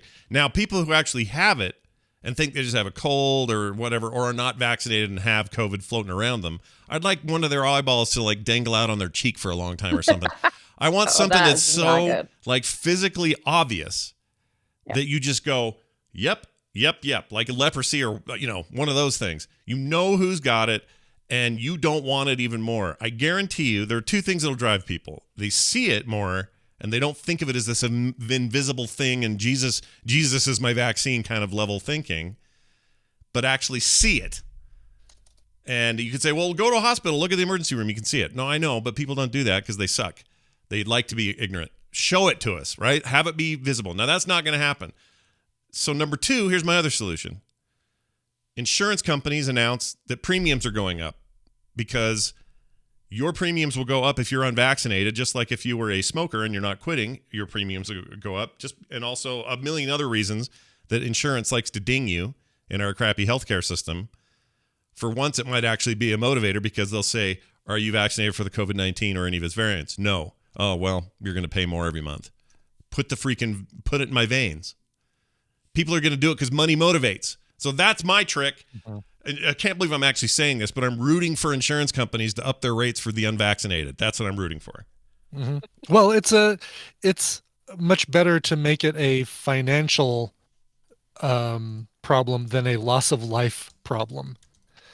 I just kind of wish one of the symptoms of COVID would be rational thought. It seems like that would be a nice welcome change to. But then they'd have to catch it to get it. They'd have to catch it to get it, and then they might die from it. But at least they'd be rational. At least they would be rational about it. Yes. I mean, I think a lot of them, if it goes that far, I don't know if you guys have seen, if you've seen just sort of the BuzzFeed lists, or people are gathering the lists of what people vaccine hesitators have said has changed their mind. So this is not people who are still hesitating, because guess what? We all get it, and we can stop interviewing them because we know. But it's the ones that have switched and have gotten the vaccine, and just to hear what it is. It isn't obviously that there's an eyeball dangling out of their eye. It's just that there's some incentive. There's some moment that makes more sense to them, or whatever it might be. Mm-hmm. Which I'm going to rag on the media for a half a second here. Like, if we just interviewed nonstop nurses in ICUs and doctors in ICUs and emergency room physicians, and just nonstop heard their stories, just tell us again and again what it is you're seeing. And, for a perfect example is there's a hospital, I think it's Louisiana, that's in the New Orleans area. They had 6,000 nurse openings in their system. before the wave hit. And that's because the last wave drove many of them out either, just they can't do it anymore. So if you're burned out, imagine the people who are having to treat these folks who had a choice to not be in that place is just beyond. And I just think we don't, you have to go to Twitter in some corner and a nurse can say, this is killing us. And we're like, oh, I saw that. But that is not what you're seeing. And maybe I'm just not consuming the right places, but I feel like we are once again, playing up to the worst in humanity and rather than appealing to our best or better selves, which everyone has, by the way. All these people you're claiming are ignorant and stupid, and if they're just not rational and blah, blah, blah, they're probably compassionate human beings who are thinking in particular ways because that is safety for them. That's what overrides human beings. They want to be safe. And you're saying, hello, get the vaccine, you'll be safe. But they feel safe in these different ways, which is holding on to their faith or whatever, or hanging on to, just, I hate the government, so whatever they do is bad, or whatever the things may be that make them feel solid, that's what they're doing. Mm-hmm. And so it's tricky. And how do you appeal to that? Well, you can't show them, certain things once or twice and have it work. It's tricky. And this is, hello, economists, if they knew how to do this. Well, see, this is, we would all be. I'm really glad you put it this way. And I want to just make this part clear because someone in the chats just said they're not compassionate if they're not thinking about others. Like, it's really easy to dunk on them all. And I do it constantly. So I understand that. But what I really like the way you put it. It isn't, you can't just simply say personal safety overrides everything for humans without acknowledging that personal safety isn't just not being sick or not getting hit by a car. It's sometimes much deeper than that. Sometimes your personal safety is you've had a long-held system of beliefs or attitudes or whatever that have been with you since you were 5, and to contradict those would be to contradict your entire life's learning in your mind. Like for someone to say, if you spent your entire life hearing that I don't know, that the government, everything the government does is bad and anything they inject you with is evil and whatever. If that's just been part of your line your whole life, and now today you're suddenly told, no, this time just change your mind because everything's fine over here. That's them moving away from their safety place, the place where they thought they were on sturdy, solid ground. And understanding that, I think, is really key and important for me anyway, to have any mental health around this, because if I don't, then it's just black and white, everyone's stupid. And that's not true. In fact, that's partly what's so frustrating. This guy up the road who works for the government, I know, is a really capable dude and has amazing kids and is like a really smart guy and spending a lot of time in some really intense training for the military and other things. Like, I know all these things about him. And I know he's a little bit anti-vax. He may not be today. I don't know. I haven't talked to him. I can't get near him because he's so sick. Nobody wants to be near him. But it's not that clean and cut. It's not like, oh, well, that guy clearly is the worst, no compassion in him because if he had compassion, he'd understand that this is important to do this for everybody because we're all exposed if some of us, don't get vaccinated. Like, you could go down that line of thinking, and I understand why you would, but that's because that's your safe place and that's where your sturdy ground is. And it may be sturdier and more realistic and more scientifically proven that your ground is sturdier. But it doesn't change the fact that you're going to have this giant clash with that dude if you decide that, well, mine's sturdier than yours, so let's fight. Like, that's what I'm worried about. That's what I'm stressing about for the next couple of months, is I feel like we're going to get back up to there where everybody's going to say a bunch of stuff that paints them as something they aren't, or maybe are a little or are a lot, but we're all going to have to either ignore all of that somehow, which is near impossible, or we're going to have to face it again. And that's where my anxiety comes from. So there was an interview on NPR. It was a woman somewhere, and she was asked why she wasn't getting vaccinated, and the hospitals are overrun again and all this stuff. And she sounded really dumb. And she said, whatever she said, it was just bad thinking about any of this. And then she said, they just think we're so stupid. And so they talk to us like, bah, bah, bah. And I was thinking, oh man, because you're kind of stupid, like I'm struggling to, like, you just said crazy stuff and then said, they tell me I'm stupid. But if you back up, right, and you get away from the content of what you are viewing and how it personally riles you up and makes you feel unsafe, which is hard to do. But if you can back up and really listen to her, what she's saying is true for every human on earth. If people are coming at you and telling you are stupid, what are you going to do? You are not going to change your mind. You are not going to go, oh, you know what? You're right. I'm being stupid. You're right. I'm stupid. You're going to double the down. opposite way that I've been thinking. Yeah. I'm not even sure. I'm not even sure a compassionate approach is working these days. Anyway, I don't think people see. This is where I'm at. No. I don't think they're going to do it no matter what we do. So either mandate it or don't. Mandate it or don't. Like make it so that we all have to do it, like we did for measles, polio, and everything else. And quit pretending like we can soft talk people into doing the right thing. It's not going to happen. So I'm not saying go full fascist to pin people down and jam needles in their arms. I'm saying mandate it or don't. Right. Like at this point, we're seeing more and more places here in Denver, and I know there are places in New York that are doing this. California is doing this, saying, we're not requiring you to get the vaccine, but if you want to enter our establishment, you either need to show us your vaccine report or a COVID test taken in the last 2 days that shows negative results.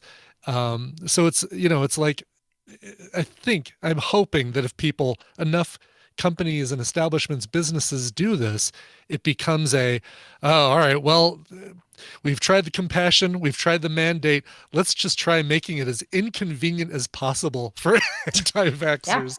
Yeah. Again, back to this human behavior issue, not this appeal to their higher self, or can't you see that you're putting children at risk? None of that is working, guys. Have we not noticed? Like, it's like get to the point of what actually drives people's decision, and half the time it's just incentivizing or de-incentivizing behavior. That's it. Right? Your insurance premiums go up. You get rejected for this because you don't have the vaccine, because it is an actual cost that insurance companies, thousands, millions of dollars will be spent on you. You are a higher risk, right? So there's no two ways about that. You just do it. And then your businesses have their rules, because capitalism is not a right, everybody. That Starbucks isn't yours.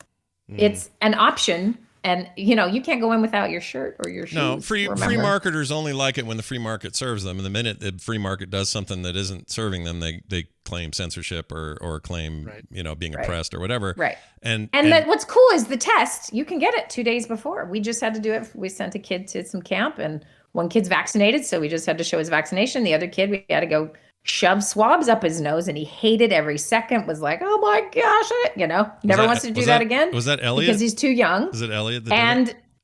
No, Peter is too young to get a vaccine. The poor kid, dude. Yeah, he was like, this is torture. And of course, he has a negative test, and then we can send him to camp. Hey, we just did it, and it is a pain. And if I could get him vaccinated, I'd do it right this second, because it's so demotivating to do all the work. I tell you what, it just is. And I'm sure, people have other thoughts and feelings about this. Great. But it's just, if you want the economy to move forward, you want humans to survive, we have to figure out how to live with this. And this isn't the last time this is happening, right? Okay, so can we go back up for a second? Go back to this. How do you handle it as individuals? I mean, we're saying all this stuff that we think, or, try this or blah, blah, blah. But going to your original question here, Scott, which is, how do I gear up for this next round? And I want to throw out like a wrench of a way to think about this really differently. Because the current way, if you're really frustrated, it means you've been thinking about it the same way, right? I mean, I can make that assumption. Maybe I'm wrong. Maybe you've changed your mind 10 times about this. But I think you probably have the same, general sense. People should be vaccinated. People who don't really are putting all of us at risk. This is problematic. People fight. Like, you have a view. So if we could just imagine looking at this problem, we're looking at it from a certain direction. If we just go 3/4 of the way around the table and look at it from another angle for you personally. So think about what you need to feel safe and what you need to stop doing that makes this worse for you to psychologically handle that this is the community and world you live in. And, let's just throw out a couple of things of ways to really view this differently. So any thoughts on that? Or is that too nebulous? Boy. Okay. Let me. Okay, I have a thought on this. So, all right. So last night, I got a little salty last night, and I put something on Twitter that I probably shouldn't have. But here's what happened. I typed the following. Proof of vaccination. What's next? State issued ID that tells you if you can legally drive or not? Being very sarcastic, right? Mm-hmm. Got a ton of replies. And I'll admit, it's not like viral, but like 450 likes and 34 retweets or something. And enough replies that I could find in there. Most people are like, yeah, I mean, what are you going to do next? Put a strap on me in the car and tell me that I have to wear that or limit how many miles per hour I can drive? Like, we're all making jokes about, the things we just accept as normal restrictions so that we don't kill each other. And somehow this one's a problem. And what the reason I'm bringing that up is I have a really hard time with the contradictions. Like somebody who in their bio or otherwise has made it known that they are, pro-life as possible, except when it comes to vaccines and saving other people's lives. And they don't see that as equating it, but I see it as hypocrisy. So when I see hypocrisy like that, whatever form it may take, whether it's, you can't take away my freedoms, I'm going to drive away in my car doing the speed limit with a thing on me that's keeping me safe that I have to do legally. Like those kinds of contradictions drive me crazy. Or people that yell, free market. All right, well, then they're going to make you wear a mask at the movie theater. Not like that. You know what I mean? Mm-hmm. Those are the ones where I'm the most vulnerable to pop off and get pissed. Mm-hmm. And so to answer your question, Wendy, my goal is, or what I'm trying to do, I think failing thus far, but I'm trying to approach these situations with try to be less reactive to it, because I know when they say not my body, but then say, some other pro-life thing, which affects somebody else's body. I know that they don't think they're being contradictive. I know they don't think they're being hypocritical right then. Maybe some do. Some are just bad actors, but I know a lot of people don't know that they're doing it right then. They just have these two things in their head, and in their mind they don't conflict, but I see the obvious conflict, and I'm trying to see that for what it is and then not react to it. I don't think I'm going to change their mind. I'm not going to change, what they think or say. I'm certainly not going to change whether they're going to get a vaccine or not. So I'm just trying to not say anything more. So that's my answer. I'm trying to just not engage. Mm-hmm. And that feels counterintuitive to me, because I like to talk a lot. Some would say too much. And I like to interject. I like to not just take things at face value and just say, no, wait a minute. Why would you say that? I like to dig in. Sometimes people send me a random, mean comment on the internet and are surprised that I came back to them and said, no, wait a minute. What do you mean by that? Oh, yeah. He's real. He's like a person. I can actually talk to him.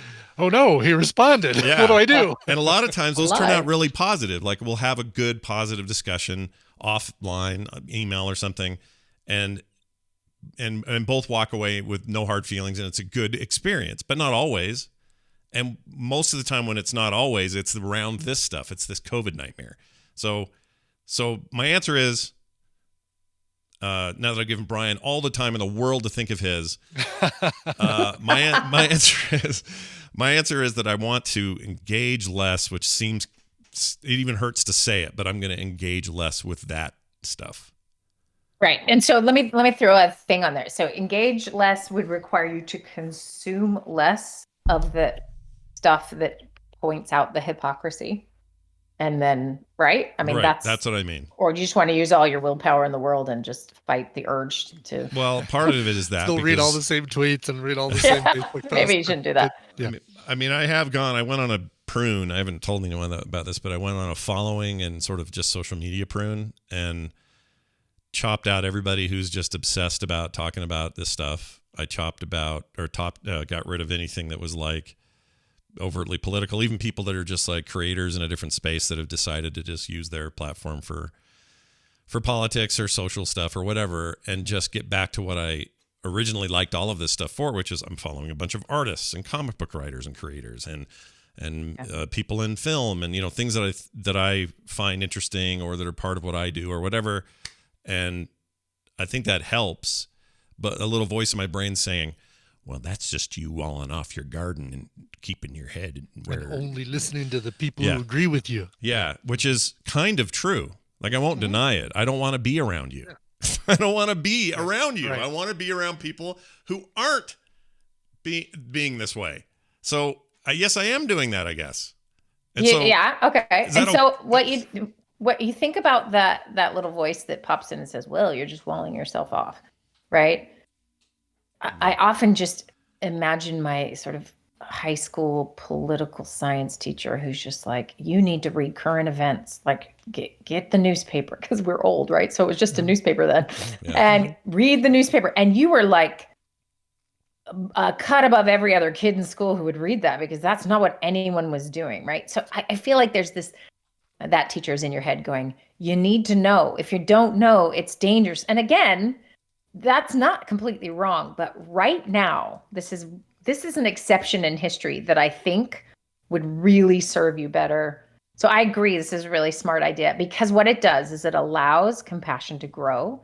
It allows your hackles to lower, and you do what you can do, and you work on what you can, rather than reading about, I mean, Twitter is built to do this to you, right? Yeah. I mean, Twitter is so fun, but it is also built with this exact intent in mind, which is to keep rage alive and going, and it works and it pays. So you just have to detach for a bit and see. I mean, even think of it as a test, right? All right.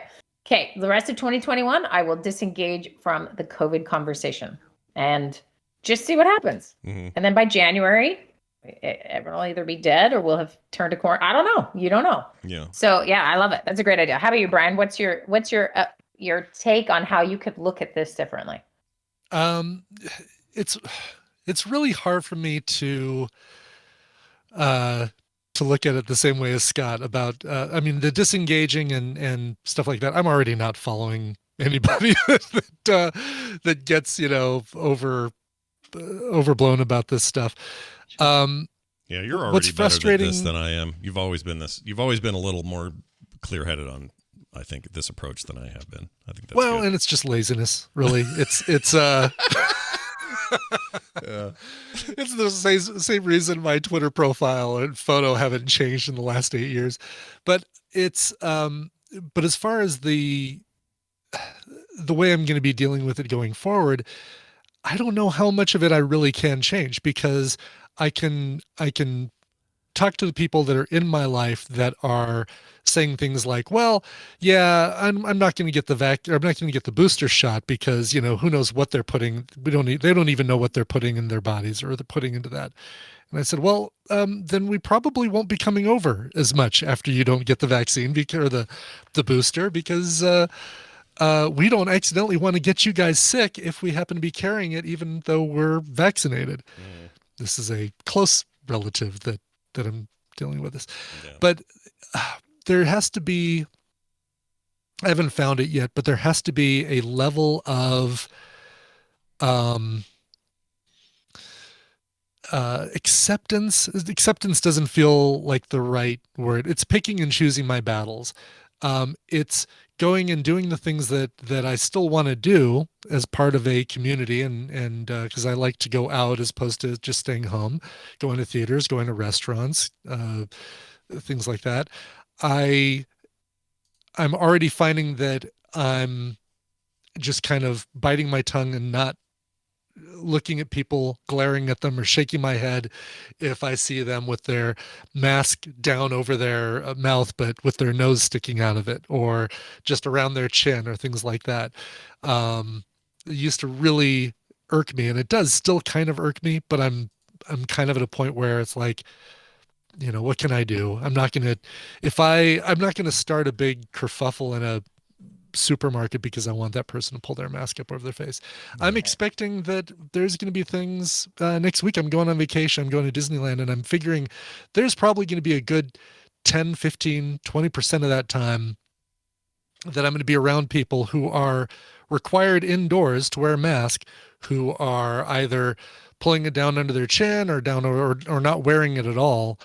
And I kind of just gotta hope that the companies that I solicit do the right thing as far as managing and maintaining that and saying, sir, pull your mask over your face so that the general public doesn't have to be the police and start altercations in an amusement park to get people to wear a freaking mask. Well, and here's the problem. When they ask, see, this is almost impossible for me. If I'm in a situation where a guy's wearing it around his chin and somebody from the company or the place says, sir, can you please wear your mask properly while indoors? And he throws a fit or starts yelling at that dude, I can't not freak out and get all up in that dude's face. Freaking F that guy for wearing it wrong and being told and telling this poor kid whose job it just happens to be that he has to remind you of the rules. Like, I can't. But there's a level between those two. Like there's not the, you don't have to go full, nope, I'm pretending I don't see this happening and I'm going to kind of ignore it. And then there's the kind of going crazy about it. There's the, dude, you really should do that. There's the and it's almost more powerful because they want you to get riled up. They're doing this because they want to push buttons and they want to start an altercation. But if it's like you're just such a silly dog, you need to, let's swat you on the butt with a newspaper because you're that insignificant. Dude, just put on the mask. Yeah. It's almost like please say silly dog and hit a stranger on the butt with a newspaper. You're such a silly dog. Whack. That might have more impact. Treating their actions and their tantrum as insignificant, but not ignoring it, but just saying, okay, when you're done crying about it, just, pull your mask up, dude. What does it hurt? Yeah. Kind of thing. Do that. I like it. I like it. Okay. I'm going to give you mine. Maybe I'll just take I'm going to take my cowbell, my mini cowbell here and just go, shame. I don't even care if they don't wear it around. Like, I'm not going to yell at somebody I see at a Costco not wearing it right. I don't care. I'm vaccinated. Right. He's dumb. No, I mean, but what I'm going to get mad at is if that guy gives the heat or the helping heat. It just pisses me off. Right. And that's what I'm saying too. It's like that's when I will say, come on, dude, do what they're saying. Just pull your mask up. Yeah. Also, he's not Lord Costco. He's not that CEO. He's somebody who works here. He's Ricky Schroeder, for Pete's sake. Yeah, he's just some. Dude, freaking F Ricky Schroeder. All right, anyway. His former actor, washed up actor Ricky Schroeder, for Pete's sake. Yeah. All right. Sorry, Wendy. You were going to say your plan. Yeah, I was going to say, okay, you guys took a couple steps and looked at it from a different angle. That was great. I'm going to give you an idea to look at it completely differently. All right. Okay. Is anytime there is inconvenience or some type of event that feels threatening, or a loss of a job, a loss of, a stage of life that is not turning out the way you want it to turn out. I mean, we can extrapolate this to all these things in our lives, right? That are not how we planned it, not what we want, not what we hope for. And that is this sort of pinpoint or sort of vortex, I can't think of the right word, in time where you can go in a number of directions, right? And you can sort of see some options, and then there's plenty that you can't see, and it's pretty difficult and a little bit scary. And I think this represents a version of this for a lot of people. It may not seem directly the same, like, oh, that time I had to choose to take this job or this job. Oh, it's just like COVID. I don't mean it like that. But what I do mean is that your perception, your take on it, your framing of this thing really matters. And it's either both a major detriment to, I got fired, I quit, I'm never getting out of my bed, or this is going to have to be where I dig deep and I look in a different direction and I take some risks. I mean, it can be an incredible, valuable moment in your life. And it's the only difference is framing, right? Mm-hmm. And the story you've been hanging on to is really hard to let go of because it feels so true. And so that's what this requires, is some version of setting down the story you have and reframing this in a way that feels like an opportunity. So I'm going to throw this out. If that resonated with anyone listening, to think of what you're about to do in the next 6 months or next year and a half. This pandemic doesn't end for at least another year and a half, which they all told us this at the beginning. No one believed them, that this is a 3-4 year deal. And so there's still time left where this is going to be happening. stop for a moment, and all of your natural impulses are to hang on to the story you have, to stay on the right side of history, and that's everybody doing that at the exact same time, which is always problematic. And all of that gripping to whatever it is you've been telling yourself and however you've been thinking about this, and imagining letting go of that and putting that same energy into something that is different. Maybe it's something like, find a thing you care about. This has illustrated that you care. So find a thing you care about and let's put some energy towards that. So for example, I referenced that we don't hear enough from doctors and nurses. And if we just perpetually heard from them at what they're experiencing, and that they're not okay. They're really not okay. So I can take that as one of my many tokens of that I can flip at someone to just be like, why don't you just freaking get a vaccine? And I move away from the person who has all the rights in the world to not take a vaccine and make the rest of our lives harder.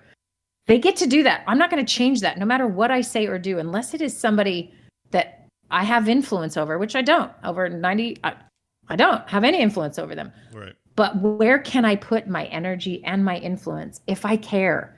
So does that make sense? We are flipping the camera from I have energy and care and concern, and I'm wasting it fighting with someone on Twitter. Yeah. If I turn Twitter off for a minute and turn around, is there a nurse or an organization or a place I can put my money, my mouth, my time, and do work that is valuable to that?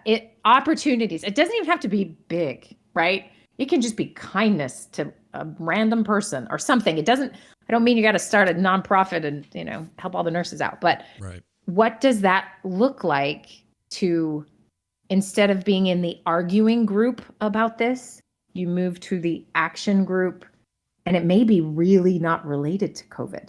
Mm-hmm. But it's an extension of, you have this energy, this care, and opportunities show up. So for example, somebody gets divorced and you're like, oh, it's terrible. And your entire life plan just crumbled. And where do you go?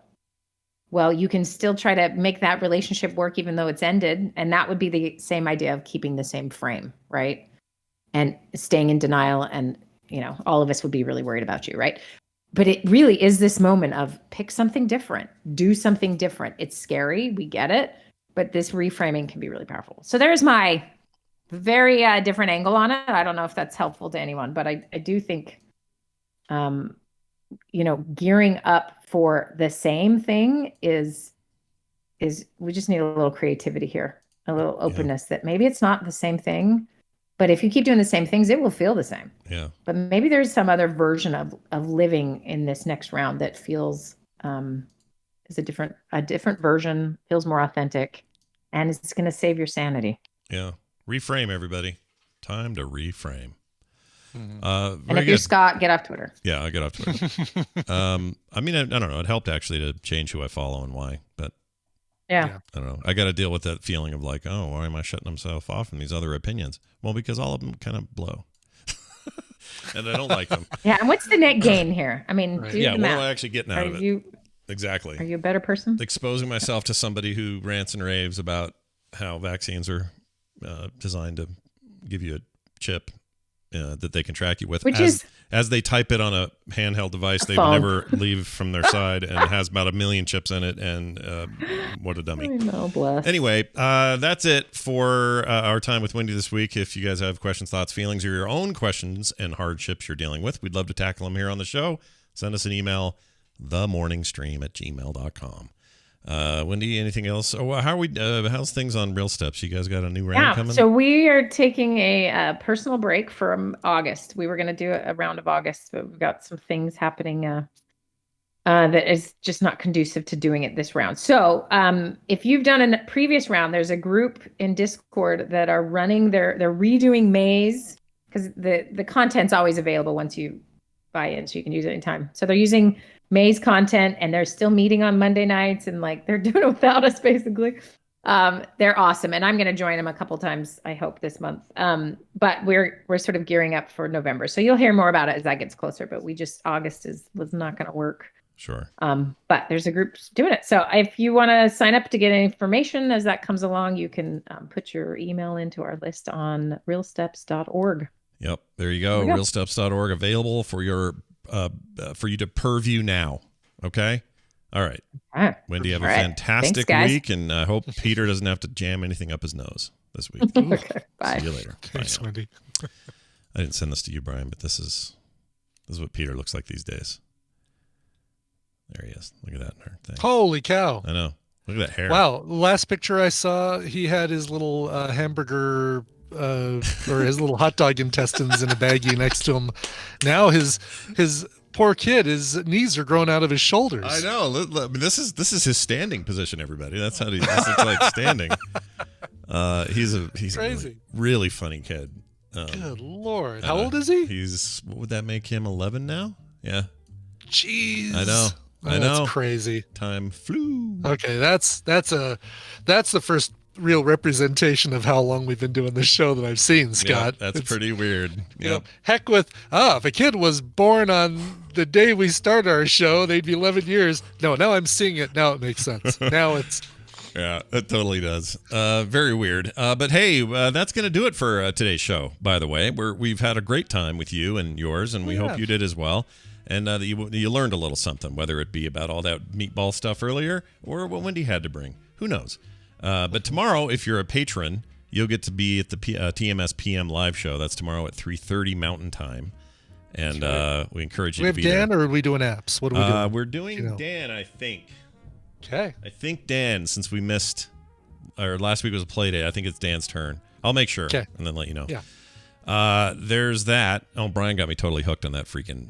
That's good. Yes, it's I really know. good. It's a great game. Yeah, it's good. Let me know when you're ready to join the Alliance. I think I've got one that still has space. Oh, good. I could bring back the Frog Pants one. Yeah, we still have 6 slots available in the one that a few tadpoolers are in. I think the reason I like it is it does have these moments of, well, if I spent stuff, I could stay here.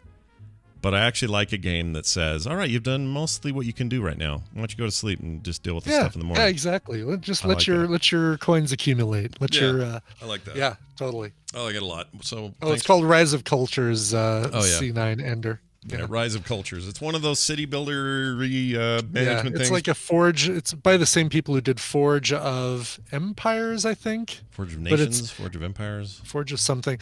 And it's like Clash of Clans, but without the, all right, now you have to go battle your other people in your cluster and now pay $4.99 to bypass this, or Yeah.